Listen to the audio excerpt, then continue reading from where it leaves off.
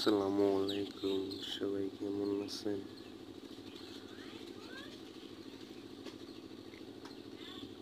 Guys, এই মুখটা শুধু আমার কাছেই আছে, গেরিনা শুধু আমার কাছে দিছে। এই মুখটা ইউটিউবার গুলোর কাছে নাই, বিটুকের কাছেও নাই।